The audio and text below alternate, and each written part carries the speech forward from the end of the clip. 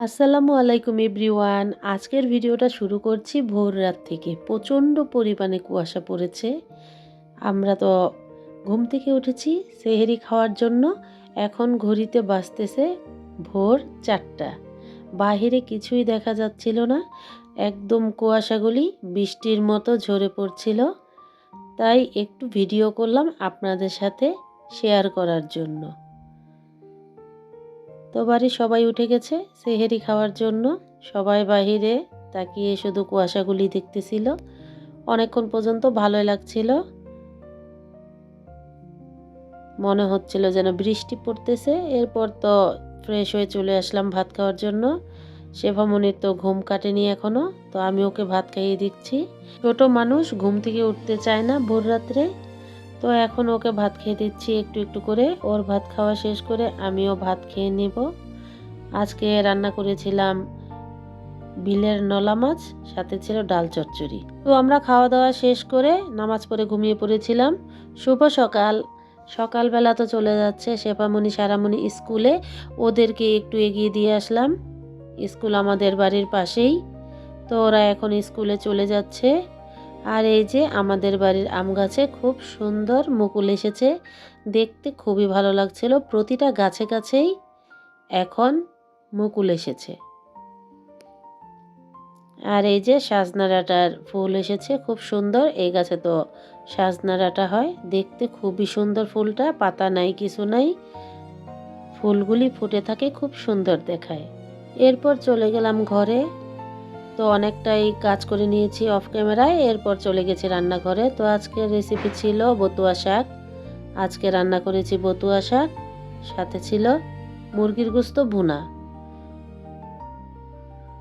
তো প্রথমে পেঁয়াজটা ভালোভাবে ভেজে নিয়েছি, মশলার সাথে পেঁয়াজটা কষিয়ে নিলাম। এবার এক এক করে মুরগির গোশতগুলো দিয়ে দিয়েছি। এরপর একটু ভালোভাবে নেড়েচেড়ে মিশিয়ে নিব সব মশলার সাথে। তো খুব ভালোভাবে মশলার সাথে মিশিয়ে কষিয়ে নিব অনেকক্ষণ পর্যন্ত। কষানোটা হয়ে গেছে, এবার সেদ্ধ হওয়ার জন্য পানিটা দিয়ে দিলাম। তো রমজান মাসে কিছু রান্না করলে লবণটা দেখতে খুবই কষ্ট হয়। আমি তো হয় বেশি দিয়ে দিই লবণ, না হয় কম দিয়ে দিই। তো আপনারা কমেন্টের মাধ্যমে জানাবেন কাদের এই সমস্যাগুলি হয়। তো কথা বলতে বলতে রান্না হয়ে গেল আজকের রেসিপি মুরগির গোশত ভুনা, সাথে বতুয়া শাক। এইদিকে আলুটা খুব ভালোভাবে ধুয়ে বসিয়ে দিয়েছি সেদ্ধ হবার জন্য। অনেকক্ষণ পর্যন্ত সেদ্ধ হয়ে গেছে। এর মধ্যে দিয়ে দিলাম সিম। আজকে আলু দিয়ে সিম দিয়ে ভর্তা বানানো হবে আজকে ইফতারের জন্য। আজকের ইফতারে ছিল খুদের চালের বোয়া, সাথে ছিল সিম আলু ভর্তা, আরও ছিল টমেটো ভর্তা। তো এখন আমি এই আলু আর সিমটা সিদ্ধ করে নিব।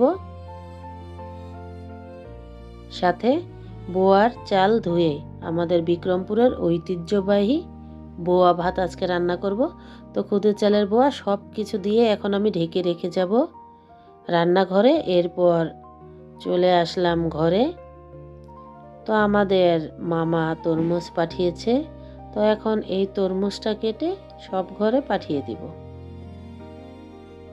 তো তরমুজটা কেটে নিচ্ছি। আলহামদুলিল্লাহ, তরমুজটা খুবই সুন্দর ছিল, লাল। তো এখন কেটে নিচ্ছি, কেটে পাঠিয়ে দিব আমার ছোট জায়ের ঘরে, আমার শাশুড়ি মায়ের ঘরে। তো এক এক করে পাঠিয়ে দিচ্ছি তরমুজ। তারামণি নিয়ে যাচ্ছে ওর ছোট চাচিকে দেওয়ার জন্য, শেফামণিও নিয়ে যাচ্ছে ওর দাদুকে দেওয়ার জন্য। তো ওরা এগুলি দিয়ে আসার জন্য যাচ্ছে তরমুজগুলি। আমি রান্না দুপুরেই করে ফেলি, কারণ সারামণি দুপুরে একটু ভাত খায়। ও তো বাচ্চা মানুষ, রোজা রাখতে পারে না। তো দুপুরে সব কিছু রান্না করে সব কিছু রেডি করে রেখে দেই, এরপর বিকেলে ইফতার রেডি করি। তো এক এক করে সবাইকে ওরা দিয়ে আসলো। এখন সারামণি বসে তরমুজ খাবে। তো মাশাল্লাহ আলহামদুলিল্লাহ তরমুজটা খুবই মিষ্টি ছিল। সারামণি বলল খুবই মজা। এরপর তো আমরা গোসল করে নামাজ পড়ে সারামণিকে ভাত খাইয়ে একটু রেস্ট নিচ্ছিলাম। রমজান মাসে এভাবেই দিনটা কেটে যায়। এরপর তো আসরের নামাজ পড়ে চলে এসেছি রান্নাঘরে। বোয়াটা বসিয়ে দিয়েছি, খুদের চালের বোয়া। খুব সুন্দরভাবে বলক চলে এসেছে, সাথে ঘ্রাণও বের হয়েছে। আমাদের বিক্রমপুরের ঐতিহ্যবাহী বোয়া ভাত। তো এখানে দেওয়া হয়েছে পেঁয়াজ, রসুন, সাথে ছিল কাঁচামরিচ আর লবণ। খুব সুন্দর ঘ্রাণ ছুটেছে। এখন টমেটোগুলো তেলে ভেজে নিব, খুব সুন্দরভাবে ধুয়ে এরপর কেটে নিয়েছি। এখন তেলের মধ্যে ভেজে নিব ভর্তা বানানোর জন্য। তো এদিকে ভাজাটাও হয়ে গেছে, বোয়াটাও রেডি হয়ে গেছে। তো এবার বেড়ে নেব, ইফতারেরও সময় হয়ে গেছে। এক এক করে ভর্তাগুলো বানিয়ে নিয়েছি। এখানে সিম আলু ভর্তা, সাথে হচ্ছে টমেটো ভর্তা। এখন পাঠিয়ে দিচ্ছি এক এক ঘরে। তো ইফতারের সময় গরম গরম বোয়া ভাত খুবই মজা লাগে, সারাদিন পরে ভর্তা দিয়ে ভাত। আর এই যে এখানে তো ইফতারের সময়টা হয়ে গেছে, সব কিছু বের করে নিয়েছি। এখন আমরা বসে ইফতার করব।